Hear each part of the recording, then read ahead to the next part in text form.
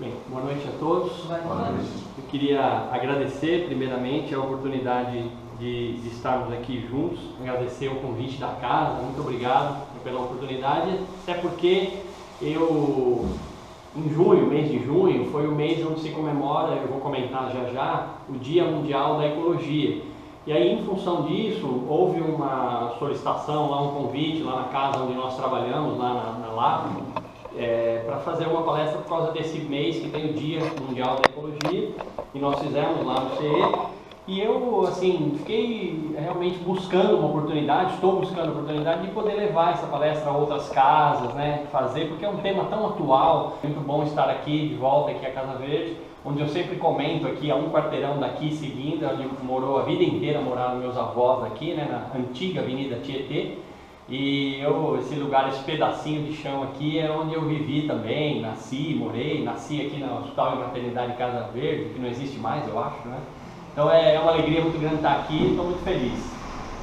Nós temos aqui Allan Kardec, que todos nós sabemos, foi quem organizou, publicou os livros da codificação espírita, chamada Codificação Espírita, publicou a Revista Espírita e viveu no século XIX, como nós sabemos. Ele nasceu em 1804, o primeiro livro, o Livro dos Espíritos, é de 1857, é século XIX.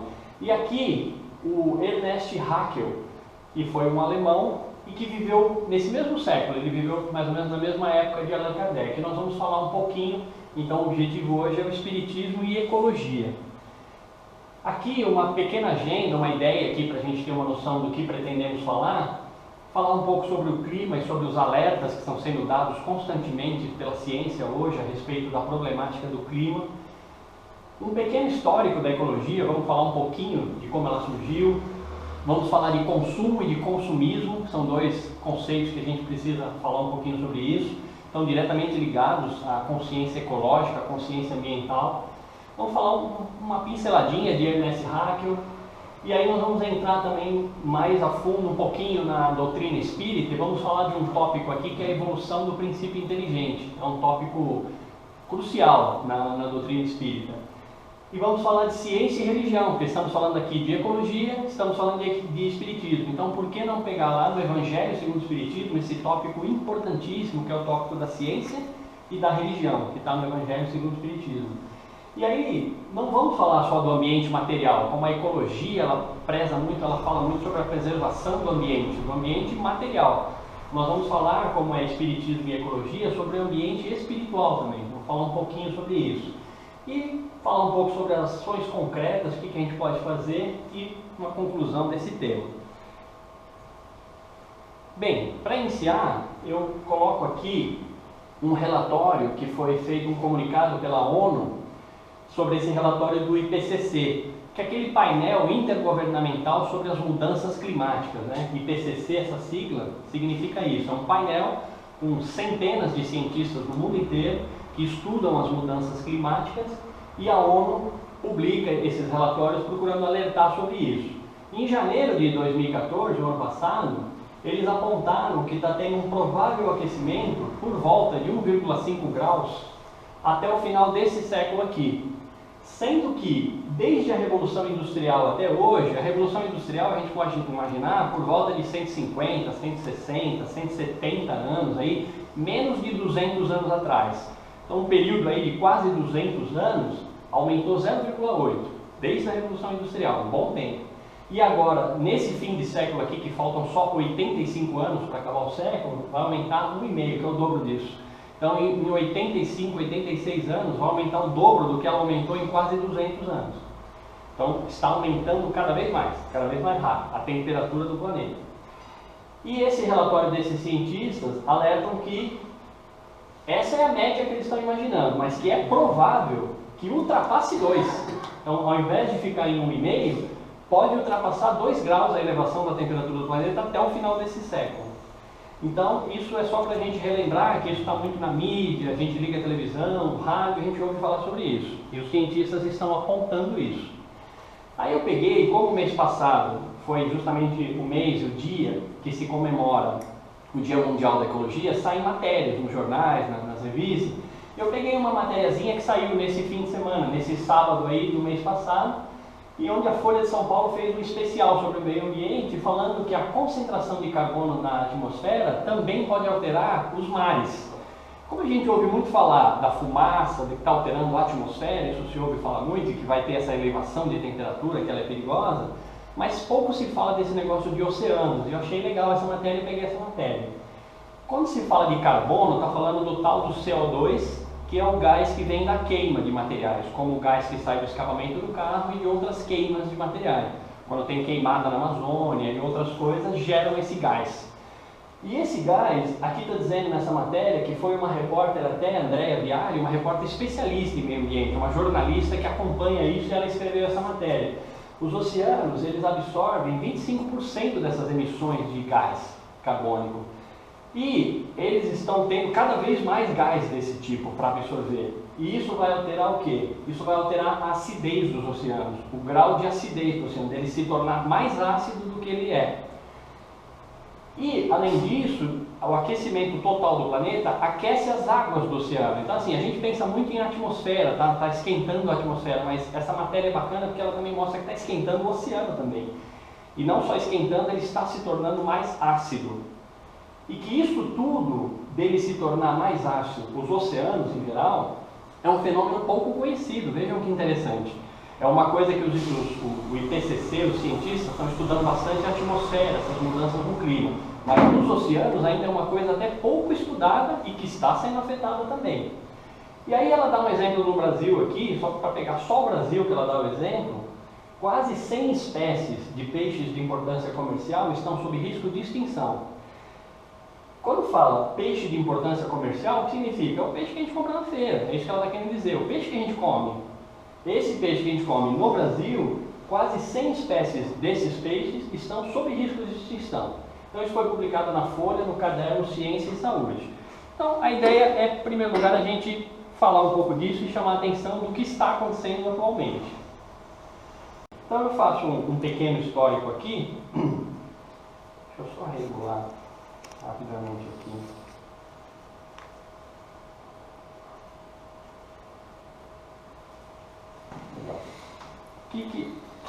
O que essa questão da ecologia vem mostrando para nós? 1972, então aí nós temos 40 anos atrás, 40 e poucos anos atrás, a ONU ela montou uma conferência que foi feita lá na Suécia, em Estocolmo, e essa conferência começou a discutir essa questão do meio ambiente, imaginam, mais de 40 anos atrás. E nessa conferência que se fixou esse dia 5 de junho, para ser celebrado no mundo inteiro o Dia Internacional do Meio Ambiente, que é justamente para começar a chamar a atenção de toda a população. Então, alguma coisa começou lá em 1972. 15 anos depois disso, ou seja, em 1987, 15 anos depois, a ONU começou a preparar um novo relatório, começou a preparar um novo estudo e publicou esse relatório que foi muito famoso, é um relatório muito importante, que se chamou Nosso Futuro Comum. Então, 15 anos depois, ela continuou estudando e preparou um outro relatório para divulgar no mundo inteiro. E nesse relatório que surgiu essa expressão que a gente ouve tanto falar hoje em dia, que é desenvolvimento sustentável. Desenvolvimento sustentável fala muito disso. O atual, a nossa geração atual, poder viver, poder consumir, poder realizar suas atividades, mas sem comprometer essas atividades para gerações futuras. Por isso que chama de desenvolvimento sustentável. Então a gente realizar essas atividades, produzir, consumir, trabalhar, viajar, realizar a nossa vida, sem comprometer que as gerações futuras também tenham como fazer tudo isso. Então por isso se chama de desenvolvimento sustentável, porque se a gente faz de um jeito que destrói tudo, as próximas gerações não vão ter. Então aí ele não é sustentável. Então sustentável é quando vai preservando para o futuro também manter isso que nós hoje temos. E essa expressão surgiu aqui, 1987. E aí, esse relatório aqui preparou um trabalho que veio desaguar na famosa Eco 92, que todos nós, brasileiros, nos lembramos, que ocorreu no Rio de Janeiro e foi uma conferência importantíssima, mas já foi a segunda, a primeira foi essa já foi a segunda em 92, que foi exatamente 20 anos depois daquela primeira. 104 chefes de Estado foram lá para o Rio de Janeiro, 10 mil delegados de 180 países. Veja a importância disso, como movimentou o mundo inteiro lá no Rio de Janeiro para discutir essa questão do meio ambiente. E ainda teve, mais 20 anos depois dessa, ainda teve, em 2012, agora 3 anos atrás, ainda teve a Rio+20, que foi uma outra conferência que veio isso aqui ou até um pouco mais para discutir. E os jornais noticiaram em 2012 que essa conferência aqui de 2012 ela não foi muito satisfatória, ela não avançou muito. Ela patinou, ela enrolou, não teve nenhuma diretriz que foi montada, não teve nenhuma legislação que foi criada, então foi uma conferência, essa daqui andou de lado, ela não produziu nada de muito importante e foi uma frustração muito grande, porque se esperava muito dessa conferência da ONU aqui. Então, significa que já faz tempo que estamos buscando entender essa questão do meio ambiente e melhorar isso tudo. Agora, eu separei aqui essa expressão desenvolvimento sustentável, porque lá em 92, num fórum paralelo dessa Eco 92, sempre tem os fóruns paralelos, né? Tem os chefes de Estado, eles têm toda uma segurança, eles ficam confinados num local com toda a segurança, e tem outros fóruns que se reúnem cientistas, reúnem ambientalistas, ecologistas e discutem coisas em paralelo também, e acompanham o que aqueles chefes de Estado estão fazendo. Num desses fóruns paralelos, se discutiu essa expressão de desenvolvimento sustentável falando que ela não tinha muita lógica. Porque como pode ser desenvolvimento e ser sustentável? Se o modelo de desenvolvimento que veio da Revolução Industrial para cá, ou seja, nesses últimos 200 anos, 180 anos, foi um modelo de desenvolver a indústria, desenvolver a tecnologia, e esse desenvolvimento foi ele que foi consumindo o meio ambiente, foi ele que foi destruindo o meio ambiente. Então, eles questionaram como pode ser desenvolvimento sustentável. Desenvolvimento desse jeito, ele destrói, ele não é sustentável. Então, eles propuseram retirada sustentável. Quer dizer, eu retirar do meio ambiente, mas retirar pouco.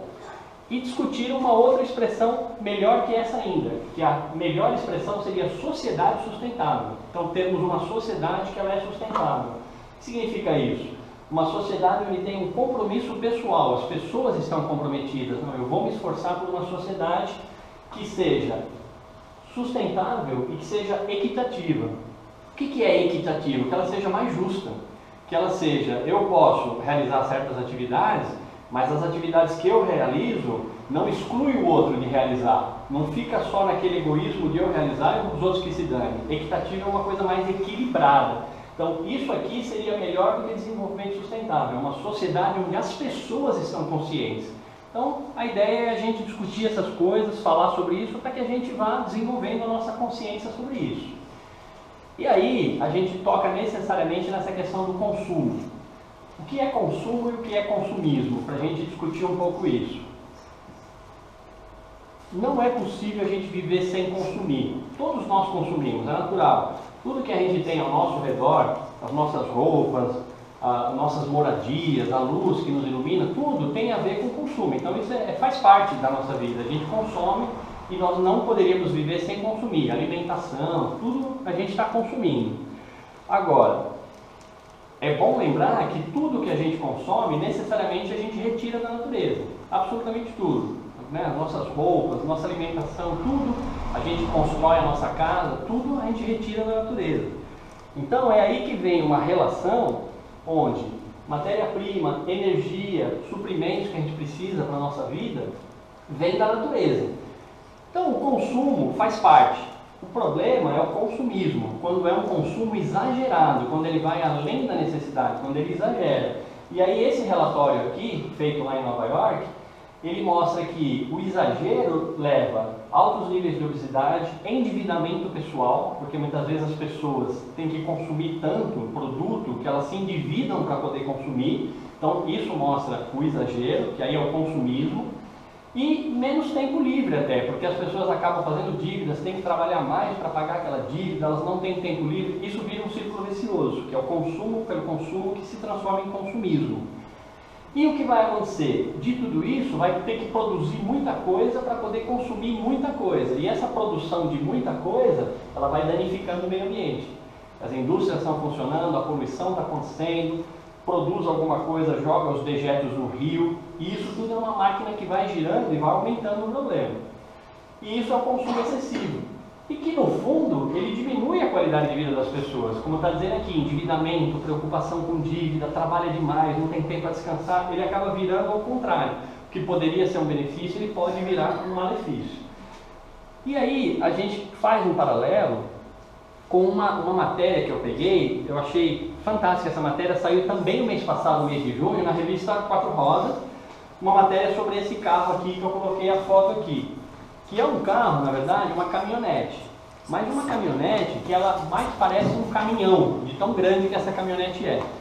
E eu achei legal colocar isso aqui, porque ela tem mais de 6 metros de comprimento, imagina, mais de 6 metros, e entre esses dois eixos aqui cabe um Fiat Uno, de tão grande que essa caminhonete é.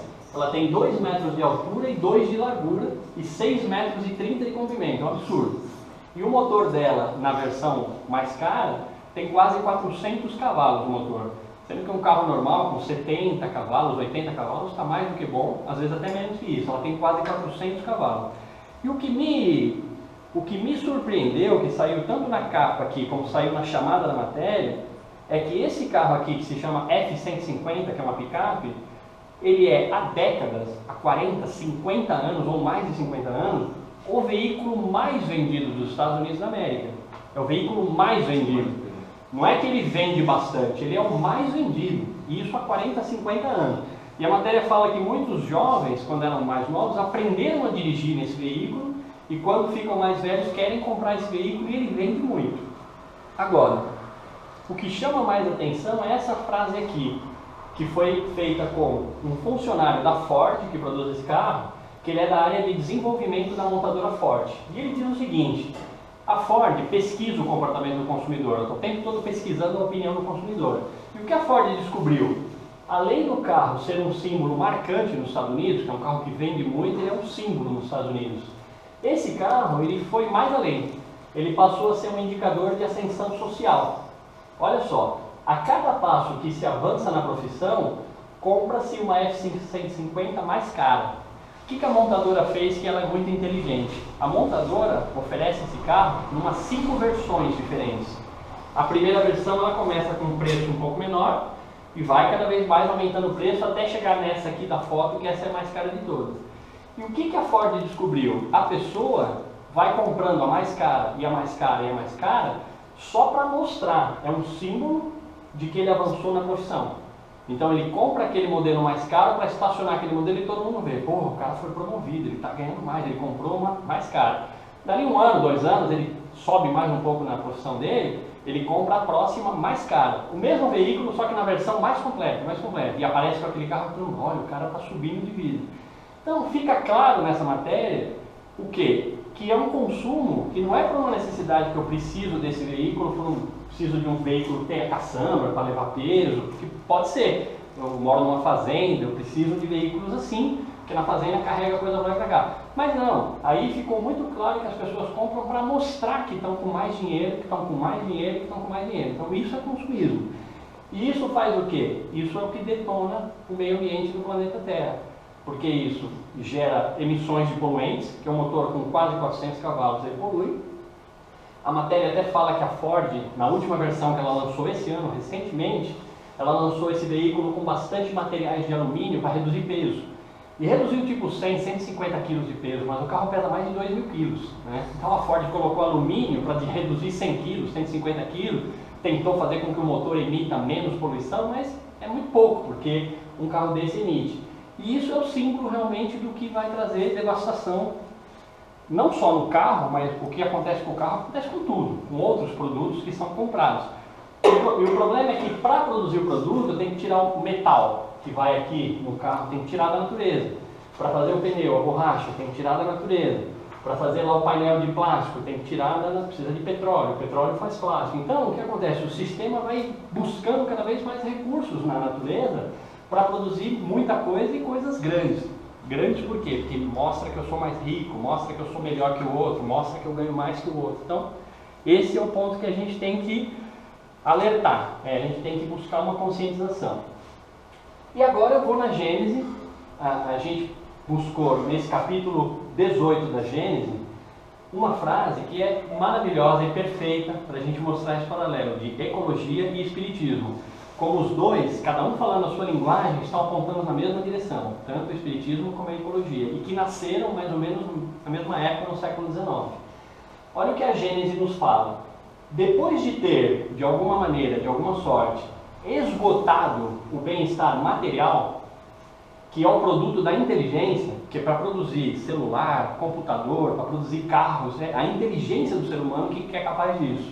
Mas depois que você esgota, que você produz esse bem-estar que vem da inteligência, chega-se a compreender que o complemento de tal bem-estar só se encontra no desenvolvimento moral. É exatamente o ponto que o planeta Terra está chegando. Nós estamos chegando num desenvolvimento da inteligência, da tecnologia, da ciência, da indústria, a um tal ponto de nós vemos agora na televisão aquela sonda que está chegando a Plutão, tem outras sondas que foram mais longe, foram fora dos limites do sistema solar, que é um produto de uma inteligência incrível do ser humano conseguir produzir isso. Da pessoa que a gente colocou aqui a imagem dele, ele criou, o Ernest Haeckel, ele criou essa palavra ecologia, ele sugeriu essa palavra que permanece até hoje, que é estudo da casa. Casa que ele imaginou é o planeta, é o nosso ambiente todo, é o planeta Terra. Então o estudo da nossa casa, isso que significa a ecologia. E o que ele quis fazer? Qual foi a sacada dele? E ele não foi assim o criador da ecologia, não é bem isso, porque a ecologia ela é uma ciência que envolve vários conhecimentos e ela foi criada por muitos conhecimentos de muitas pessoas que foram desenvolvendo coisas e foi desaguando na ecologia que nós temos hoje. Então não é que ele seja o criador, teve vários cientistas que contribuíram, mas a sacada legal dele é que ele quis ir além dos limites da biologia, porque na época, no século XIX, a biologia ela via muito o ser humano. Então vamos estudar o peixe, então pegava o peixe, estudava o peixe, vamos estudar o pássaro, estudava o pássaro, era cada indivíduo. E ele quis ver isso mais além, que são as relações entre esses indivíduos. Se aumenta o número de pássaros, o que acontece com o número de peixes, porque o peixe come o pássaro come o peixe. Então começou-se a entender uma coisa mais ampla, que são as relações entre os seres vivos e não só como a biologia fazia, que era só estudar cada um. E aí ele começou a investigar essas relações, não só ele, outros cientistas também. E começou a ficar claro lá desde o século XIX, e no século XX isso aumentou mais ainda, que existe uma interdependência. Eu não consigo viver sozinho. Uma espécie X, ela não consegue sozinha conseguir prover as suas necessidades. Tem um intercâmbio entre uma e outra, tem um equilíbrio entre uma e outra. E aí começou a surgir essa ciência que hoje nos dá esses alertas e que nos ajuda a compreender essa questão do meio ambiente. E ele também, no século XIX, foi o século que também viveu Darwin, que propôs a teoria da evolução das espécies, que foi uma revolução incrível que aconteceu no século XIX, essa teoria da evolução das espécies. E o Haeckel era um entusiasta da teoria de Darwin, e ele fazia palestras pela Alemanha inteira e queria divulgar isso, porque ele achava importante que as pessoas tomassem consciência dessas novas visões. O século XIX ele foi um século incrível no que a ciência desenvolveu, e as visões novas que surgiram nesse século XIX foi uma coisa fantástica. E é legal a gente voltar nele para entender como essas coisas já vêm surgindo de lá. E nós buscamos também o Espiritismo para a gente entender. E o Espiritismo, o que ele propõe, o que ele estuda? Então o Espiritismo, a Gênese nos diz, ele é uma ciência que trata da natureza, da origem e destino dos espíritos. Então ele estuda os espíritos. Da onde vêm os espíritos? Qual a origem deles? Qual o destino dos espíritos? Os espíritos serão felizes, serão infelizes, sofrerão? O que os espíritos, onde eles chegarão? Então qual o destino? E quais as relações entre os espíritos e as relações entre o plano espiritual e o plano material? Tudo isso o Espiritismo ele estuda. Tudo isso a gente pode aprender estudando o Espiritismo. Então você vê que é uma coisa também abrangente. Não é o espírito isolado, mas é como ele evolui, como ele interage com o outro, como que o espírito interage na matéria. É uma coisa muito intrincada. E também temos essa frase aqui que resume: tudo no universo se liga, tudo se encadeia. Tudo se acha submetido à grande e harmoniosa lei de unidade. Que unidade é essa? É a unidade de que Deus é a inteligência suprema e a causa primária de todas as coisas. A unidade é de ter um ser supremo, que é Deus, que estatuiu, que criou as leis que regem o universo. E como foi criado por um ser supremo, aquilo tem uma unidade. Não é uma coisa que várias entidades criam e aquelas coisas se confundem. Uma coisa vai contra a outra, mas uma coisa é criada por um ser único, um ser supremo, que é Deus, que cria as leis que regem todo o universo. E essas leis são perfeitamente harmônicas. O universo ele se equilibra numa harmonia perfeita. Então a gente percebe que o Espiritismo está estudando a coisa de uma forma bem global também. Como a ecologia não queria mais estudar só o passarinho, só o peixe, só o leão, é estudar a relação entre tudo isso e ver o que acontece nessa relação de tudo isso. Portanto, é o que se chama de realidade sistêmica, que é essa questão de que tudo se encadeia na natureza, desde o átomo primitivo até o arcanjo. Por quê? Porque o arcanjo também começou por ser átomo. Ou seja, o arcanjo, que entre aspas, que seria o arcanjo, simboliza um ser muito elevado, um espírito muito elevado, mas que ele começou por alguma coisa pequenininha, e para ele ser muito elevado, ele teve uma trajetória. Ele já não nasceu muito elevado, já não nasceu muito inteligente, ele teve uma trajetória de pequenininho e foi evoluindo, evoluindo durante muito tempo até se tornar um ser muito elevado. Isso está no Livro dos Espíritos. E aqui é onde eu quero entrar na questão da evolução do princípio inteligente.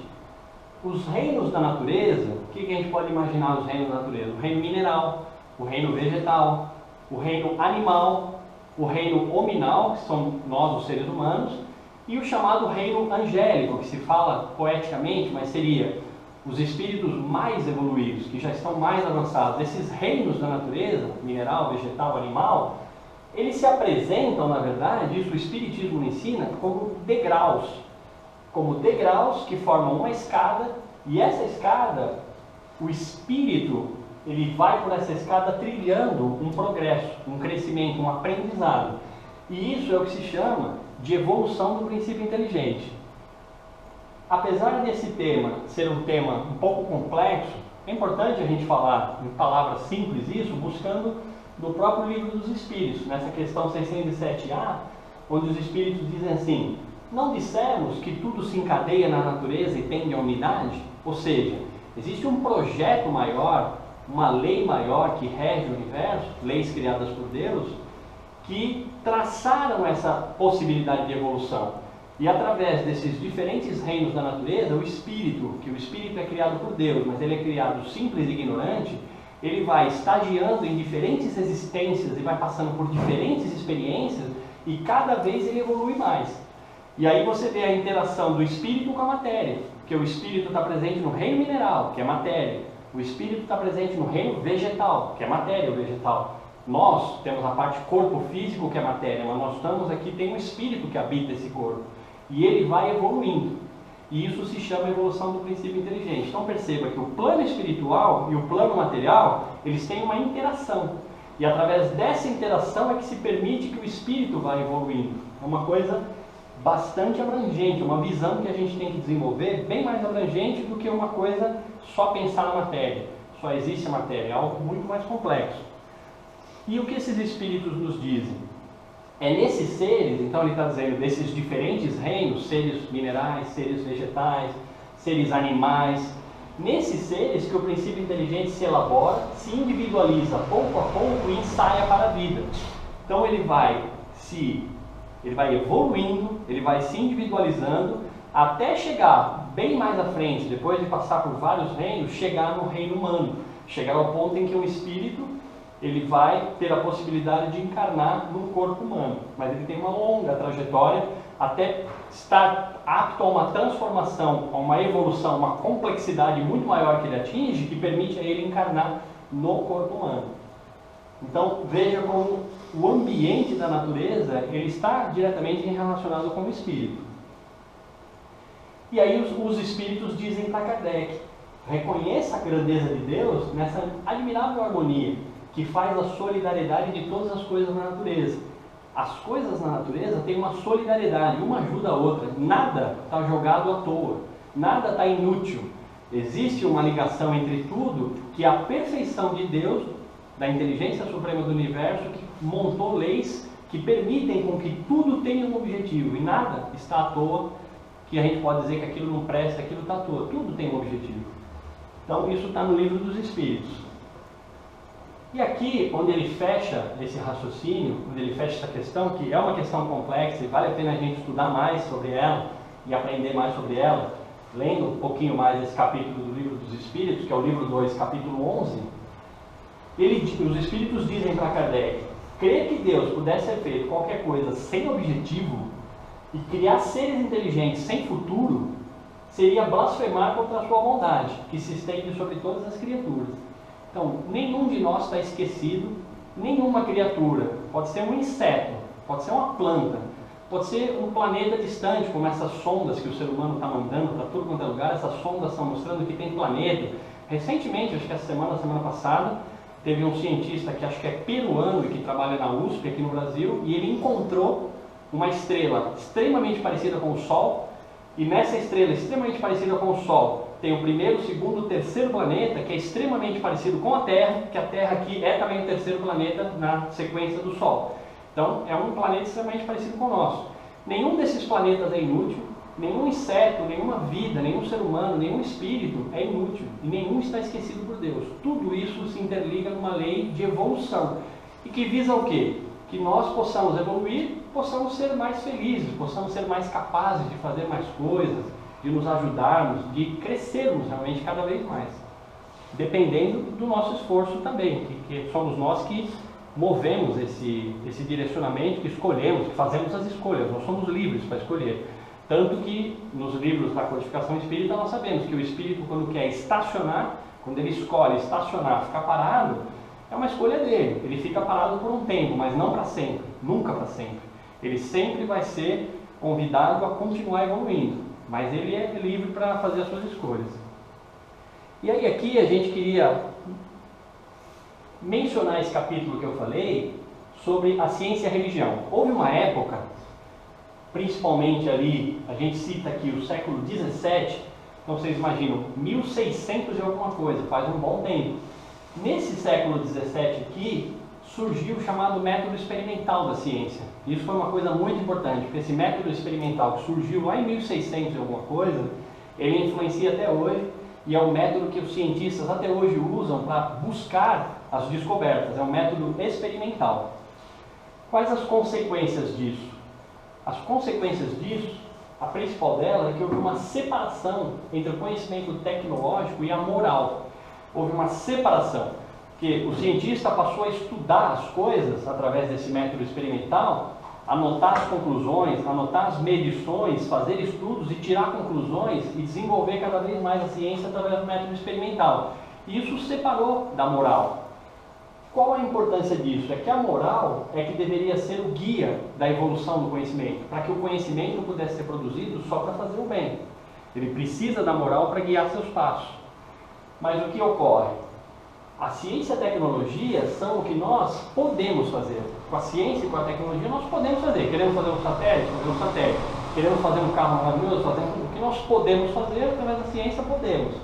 Mas antes que a gente encontra no Evangelho segundo o Espiritismo sobre essa questão da ciência.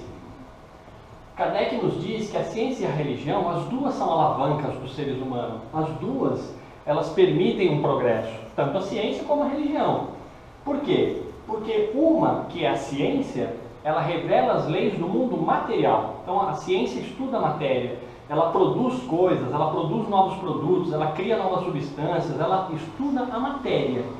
E a outra, que seria a religião, ela estuda as leis do mundo moral, ou seja, estuda o plano espiritual, estuda o que é certo, o que é errado. Tanto uma como a outra tem o que produzir para nós. O que não pode é elas se chocarem. Então, elas não podem se contradizer, pois ambas têm seu princípio em Deus. Deus é aquela unidade, aquela visão de unidade, é o Ser Supremo que criou as leis que regem o universo. Essas leis têm uma unidade, elas não estão bagunçadas, de uma querendo destruir a outra, elas estão perfeitamente harmônicas.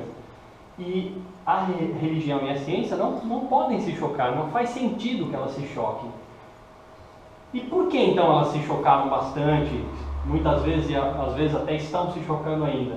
Porque provém ou de falhas de observação ou do excesso de exclusivismo. É quando uma quer falar, eu é que estou falando tudo que é certo, você só está falando bobagem. E a outra fala, não, eu estou falando tudo que é certo, você que está falando bobagem. E fica só batendo cabeça. Então isso não leva a nada. Elas precisam perceber que uma complementa o que a outra está fazendo. Que é uma coisa que a doutrina espírita trouxe muito antes de Einstein. Isso é do século XIX, muito antes de Einstein, e Einstein ficou famoso por várias coisas, por aquela frase que ele fala da ciência e da religião, que a ciência sem a religião é manca, a religião sem a ciência é cega. Então ele mostrou justamente isso, mas a doutrina espírita já vinha falando isso muito antes. E ele tornou isso mais popular, né? Popularizou bastante isso.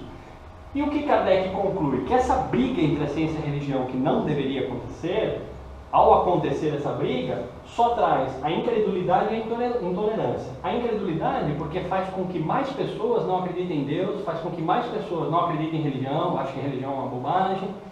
E a intolerância porque faz com que uma diga que a outra está totalmente errada, a outra diga que ela está totalmente errada, e gera uma intolerância que não produz absolutamente nada. Então a ciência e a religião devem se ajudar mutuamente. E aí vem a questão do espiritismo e a ecologia. Nós vemos perfeitamente que eles estão em concordância. A ecologia, o que ela é? É uma ciência, ela estuda essas interações entre os organismos e o ambiente. Então ela faz um estudo científico da distribuição dos seres vivos e da abundância desses seres vivos. Por que tem mais desse? Por que tem menos daquele? O fato desse estar se multiplicando muito está fazendo esse outro sumir? A relação entre isso. É uma coisa muito interessante o estudo que ela faz. E as interações entre uma e outra e o que causa que uma está subindo, a outra está... É um estudo bastante profundo. E não só de um animal com o outro, mas também entre os seres vivos com o ambiente. Então, por exemplo, o peixe vive no rio. O rio está tendo um elemento que está sendo jogado no rio, esse elemento está interagindo com o peixe, esse elemento está matando o peixe. Então, é também a interação entre o animal e o elemento. Nós falamos dos oceanos. Os oceanos estão tornando mais ácidos. Então, quem vive nos oceanos? Os animais marinhos. Os animais marinhos estão tendo mais acidez? O que acontece com o animal marinho? Então, essas relações complexas, a ecologia estuda. E é o que o espiritismo também faz, em relações mais complexas, que mostram, inclusive, essa evolução do princípio inteligente, uma visão bastante abrangente. E nós, na realidade, estamos acostumados a ter uma visão muito menos abrangente. Se a gente parar para pensar na nossa vida, no nosso corre-corre, a gente muitas vezes pega uma coisa assim pequena, fixa naquilo e não percebe o maior. E aí eu acho, inclusive, que essa leitura que foi feita aqui, eu queria fazer um pequeno comentário, ela veio assim com uma perfeição muito grande. O que essa leitura no início nos falou? Que quando vem uma correção, quando vem alguém nos corrige, a lição diz lá no texto de Paulo de Tarso, naquela epístola de Paulo de Tarso, que aquilo é dolorido. A pessoa está vindo e está me corrigindo, está me chamando a atenção, aquilo é dolorido. Eu não gosto muito, aquilo mexe com o meu ego, quem é você para dizer que eu estou errado, então aquilo me pega. Mas Paulo de Tarso mostra que depois, se eu souber aceitar aquilo, se eu souber refletir sobre isso que eu estou sendo chamado a ser corrigido em alguma coisa, se eu souber refletir com calma e perceber que realmente eu posso melhorar naquilo, eu posso me corrigir naquilo, aí Paulo de Tarso diz, que benefício enorme que isso traz para mim. Eu me sinto em paz, eu melhoro, eu evoluo, e aquilo está me trazendo um benefício. E aí ele dá o exemplo de podar uma árvore. Você vai lá, poda a árvore, dá a impressão que está machucando a árvore, que está estragando a árvore, mas na realidade dali algumas semanas a lição diz, aí já é o Emmanuel falando, né? Dali algumas semanas essa árvore está mais bonita, ela cresceu, ela se espalhou, ela ficou mais forte, aquela poda foi benéfica para ela. Então é isso que a doutrina espírita nos traz, que a gente possa saber enxergar as coisas, não só no aqui e agora, não só pegar, podou, cortou, só isso aqui que eu estou vendo um malefício nisso, eu estou vendo só o aqui e agora, cortou, machucou, é uma coisa errada. Mas se eu olhar mais longe, estou vendo que aquilo foi um tremendo benefício, aquela árvore cresceu muito mais. E assim é tudo. Se eu olhar só essa minha encarnação atual, posso falar que eu estou sofrendo, que eu estou infeliz, que essa encarnação é injusta, que Deus não é justo, que essa encarnação estou com um monte de problema, que eu estou olhando só essa encarnação. Mas se eu olhar para trás e se eu olhar para frente, eu estou num sentido de progresso que é a lei de Deus. Então isso é que é importante, tanto o Espiritismo como a Ecologia procuram mostrar as coisas abrangentes, uma visão mais ampla, e não uma visão só focada no aqui e agora, que ela é ruim, quando a gente só tem uma visão focada no aqui e agora. Aqui uma figura que está no livro que eu vou citar no final, que é um livro muito legal, justamente é um livro que fala de tudo isso, de ecologia, de espiritismo, um livro muito bom. E ele tem essa figura no livro, que ele mostra como as coisas interagem umas com as outras. Tudo está ligado em tudo, como o livro da Gênesis fala. Eu tenho um corpo físico, eu usando esse meu corpo físico, eu interfiro no ambiente. Se eu jogo lixo no rio, se eu poluo não sei o quê, se tem muita fumaça que eu estou produzindo, eu estou interferindo. Se eu com o meu corpo físico estou brigando, estou causando confusão na sociedade, estou fazendo coisas erradas, eu estou criando um clima negativo. Se eu estou fazendo bem socialmente, aquilo produz coisa boa, o ambiente social é melhor. Se eu com o meu corpo físico, que está habitado por um espírito, porque eu sou um espírito, eu estou produzindo pensamentos negativos, eu estou simplesmente fazendo com que o ambiente fique um ambiente negativo, pesado. Se eu vibro coisas boas, coisas maravilhosas, o ambiente é um ambiente gostoso. Então tudo está ligado com tudo. Isso é que é a grande mensagem da ecologia e do espiritismo. O que afeta o meio ambiente? Consumir energia afeta o meio ambiente, consumir os recursos naturais em geral, consumir água, consumir todos os recursos, o ar que a gente respira, tudo isso está afetando. Geração de resíduo é um dos mais importantes, quando a gente joga o lixo em lugares indevidos, quando a gente não separa o lixo reciclável do lixo orgânico, está causando mais lixões do que deveria ter. Nem deveria existir lixões, deveria existir apenas aterros sanitários, que é uma coisa mais correta, onde vai só produto orgânico. O lixão é aquilo onde vai tudo misturado, jogado lá. Então eu estou produzindo resíduos, está interferindo no meio ambiente. Só que aqui parou a ecologia, que é aquela frase que falava antes. A ciência é a religião. A ciência estuda as leis do mundo material, daqui para cima, isso aqui é ciência. A religião estuda o mundo moral. Aí vem a religião. Emissão do meu pensamento. Eu sou um espírito, eu penso. Meu pensamento é uma energia violentíssima. Com esse pensamento, eu posso gerar negatividades, eu posso desejar o mal, eu posso estimular coisas ruins.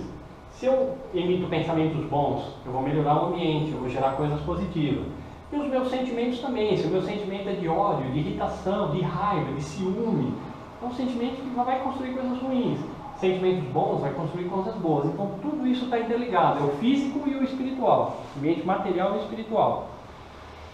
E aí tem uma frase que ela é maravilhosa, da Joana de Ângeles, o espírito Joana de Ângeles, pela psicografia do Divaldo Franco, nesse livro aqui, Após a Tempestade, que vejam vocês, é de 1985, esse livro tem 30 anos que ele foi publicado, né? A Joana de Ângeles fala dessa questão da ecologia, que os ecologistas estão se preocupando com poluição, detrito, lixão, joga no oceano, joga não sei aonde. Então aqui ela fala assim, eles estão se preocupando com a matéria, que a ciência estuda a matéria, legal? Mais pra frente, nessa mesma página, esse livro foi publicado em 85, mas ele foi psicografado em 74, que foi 2 anos depois daquela conferência de Estocolmo. Veja que interessante, o mundo inteiro estava voltado para isso em 1972, 2 anos depois a Joana de Ângeles traz esse livro, através de Divaldo. E olha o que ela fala na sequência. A gente pegou nesse dicionário de filosofia espírita o que significa a palavra psicosfera. Uma palavra um pouco assim, assusta um pouco, mas o dicionário de filosofia espírita nos mostra que psicosfera é a mesma coisa que aura. O que é isso? É o ambiente psíquico. É o campo de influência psíquica de um indivíduo, de uma pessoa, de um animal, de um vegetal, de um objeto. É o ambiente. Ou seja, ambiente psíquico é aquilo que nós estamos gerando na parte espiritual. Então eu, como ser humano, eu gero um ambiente ao meu redor. Se eu estou vibrando coisas positivas, ao meu redor tem uma aura. O que é essa aura? É o ambiente que eu produzo para mim mesmo, ao meu redor. Nós todos juntos aqui, se nós fizermos uma prece aqui no início, todos juntos elevamos o pensamento a Deus. Criou um ambiente psíquico aqui de elevação de sentimento. Então, é a psicosfera que, ela se elevou. Ambiente psíquico é a psicosfera. Agora vejam o que a Joana de Ângeles fala agora na sequência nesse livro. Ela primeiro falou que os ecologistas estavam preocupados com a poluição. Ela fala assim, mas nós agora, eu, Joana de Ângeles, agora eu quero me referir à poluição mental, não a dos ecologistas, agora eu vou falar da poluição mental. Ela interfere na ecologia psicosférica, ou seja, na ecologia da parte espiritual, da vida inteligente, né? Nós como seres pensantes. E ela intoxica de dentro para fora, ou seja, de dentro para fora eu jogo a poluição mental, eu jogo os pensamentos negativos, eu jogo essa poluição psíquica. E ela desarticula de fora para dentro, porque eu jogo ela para lá e você aí pega ela e ela desarticula você de fora para dentro, que ela vai bater em você e vai desarticular o teu pensamento lá, porque o ódio vai vir em cima de você. E estando a Terra vitimada pelo entrechoque de vibrações, ou seja, o planeta Terra tem essas vibrações para lá e para cá, gente fazendo coisa errada, gente pensando coisa ruim, pensando coisa boa, então isso está se chocando. E esse entrechoque causado pelas mentes em desalinho, aí são pelas mentes que estão vibrando só coisa negativa, pelos seres que estão desequilibrados, ela decorre do desamor. Então a fonte de tudo está aqui, ó, decorre do desamor. Se tiver mais amor, vai ter menos esse entrechoque de vibrações negativas. E elas decorrem das ambições desenfreadas. Aí que nós falamos do carro, do produto que eu compro sem necessidade, e vão levando essa poluição no ambiente. Ódios sistemáticos, ciúmes, né? Aparelho de telefone celular, comunicação sem fio e tantas coisas. Só que isso chega a um ponto que se esgota de uma tal maneira isso, que gera até um vazio no ser humano. Ele tem tantas coisas, mas será que ele está equilibrado? Será que ele está feliz? Será que ele se sente bem? Será que ele tem relações harmoniosas com seus colegas, com seus parentes, no trânsito, na rua? Então, começa a gerar um ponto que esgotou, esse bem-estar chegou num ponto assim, tão grande que a única coisa que pode dar algo mais para o ser humano é a parte moral, é a parte do coração, é a parte do caminho do bem. E o Espiritismo nos ensina, naquela antiga frase de Emmanuel, extremamente antiga, que a gente, como espírito imortal que evolui, só consegue evoluir com as duas asas, que é a asa do conhecimento e a asa do amor. O pássaro que tem uma asa atrofiada e uma asa comprida, ele não consegue voar, que a asa do conhecimento, da inteligência está muito desenvolvida e a do amor está muito... Emmanuel disse isso, tem que estar, as duas têm que estar desenvolvidas. Então, é esse o ponto que a moral é o que achamos que devemos fazer ou não. Aí é a escolha. Nós devemos fazer isso? Isso vai ser bom? Isso vai produzir o bem? Não, isso não vai ser bom. Então nós não faremos. É uma escolha. Só que, por volta desse século XVII daí para frente, houve essa separação entre ciência e moral, ciência e religião, e ela foi se tornando cada vez mais forte, essa separação, que gerou até brigas. Nós temos os exemplos de Galileu Galilei, que foi preso, teve cientistas que foram queimados em fogueira. Então isso gerou um afastamento muito grande. E qual a consequência desse afastamento? De ter a ciência sem ter a moral para guiá-la? É que passou-se a acreditar que a espécie humana seria superior e independente na natureza. A espécie humana pode fazer o que quiser. As outras espécies estão a nosso serviço, simplesmente estão a nosso serviço. E aí o pensamento e o sentimento se afastam. Com esse afastamento entre o sentimento e o pensamento, ou entre a moral e a ciência, passa-se a abusar de recursos, passa-se a permitir que os animais sofram e não está nem aí, porque o animal está a nosso serviço, a gente pode fazer o que quiser com o animal, então pode fazer testes com ele, testar produtos dermatológicos, pingar coisa no olho dele que vai arder o olho, colocar na pele coisa que vai arder a pele, para poder fazer aquele teste e depois desenvolver o produto para o ser humano, para não machucar a pele do ser humano, não machucar o olho do ser humano, mas o animal lá tudo bem, ele é um bicho qualquer lá, tudo bem. Essa forma de pensar, ela vem já caminhando há um certo tempo, com esse desenvolvimento cada vez maior da ciência, sem uma moral que guiasse no que é melhor, o que é bom, o que não é bom. Subprodutos industriais que causam intoxicação. Então eu produzo um produto para vender, aquele produto bacana, mas como subproduto eu jogo no rio coisas que vão intoxicar, vão matar peixe. Mas tudo bem, o peixe ali é só um animal, ele tem o meu serviço, eu posso fazer o que eu quiser, o peixe é o de menos. Então esse raciocínio, ele foi ficando cada vez mais forte, e aí nós vemos que lá em 1972 a ONU convocou aquela primeira conferência e começou a discutir esses assuntos. Devastação de áreas verdes. Se eu quero pegar madeira lá, eu pego quanto quiser de madeira, não tem problema. Então é um pensamento que foi se tornando agressivo. E a gente ouve falar todo dia que estão sendo extintas espécies animais e vegetais. Todo dia a gente ouve isso. E recentemente nós ouvimos uma coisa preocupante sobre abelhas. Foi falado aí recentemente que em certos locais se percebe que as abelhas estão sumindo.